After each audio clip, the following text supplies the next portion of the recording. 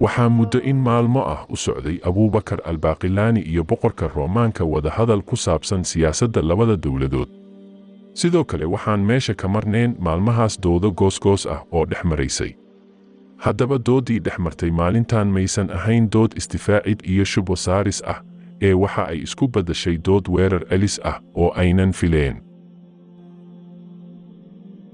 qaadiga muslimiintow, doodahaagii hore qalbigayga ayay taabteen. wax jawaab celin ahna uma hayo, mana ku beenin karo. laakiin waxaa jira arrin aan islaamka ku haysto oo maskaxdayda ka guuxaysa ilaa iyo hadda. muxuuna ahaa arrinkaasi? bal faahfaahi warkaaga. cunsuriyiin baad tihiin. cunsuriyiin baad tihiin. waxa aad isu banayseen inaad guursataan haweenka Yuhuudda iyo Kiristaanka ah.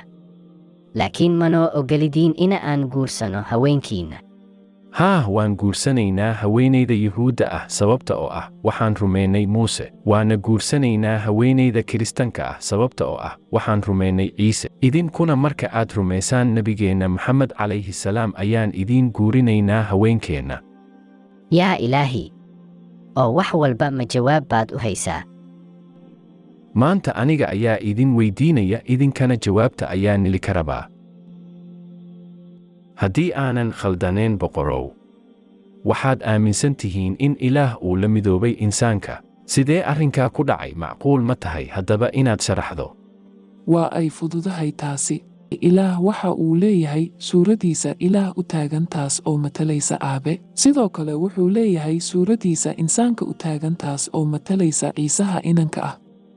laakiin sabab maxaa keenaya in Ilaah u qaybsamo laba suuro ama laba daato iyo in ka badanba oo kala duwan? waa markii aan ku darno sidoo kale ruuxda barakeysane.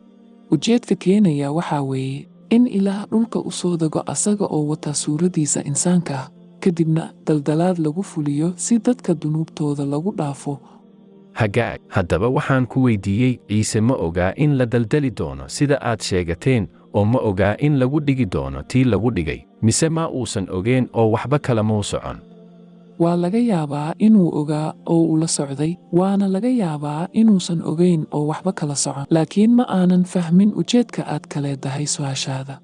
hadduusan ogeyn oo uu waxba kala socon shirqoolka ay u dhigayeen Yuhuuddu, macquul maaha in uu Ilaah noqdo. sababta oo ah hadduu Ilaah yahay, waxa uu ogaan lahaa cilmulqaybka iyo waxa qarsoon. hadduu ogaa oo uu sii ogaa in ay daldali doonaan, ma ahan Ilaah xakiim ah, waayo xikamaddu waxay keenaysaa in uunan dhibtoon. sidee macquul ku tahay in uu Ilaah ahaado, haddana la ciqaabo oo la cadaabo?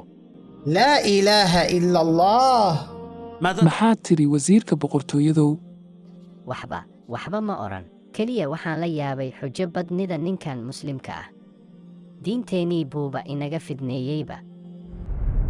يا أهل الكتاب لا تغلوا في دينكم ولا تقولوا على الله إلا الحق.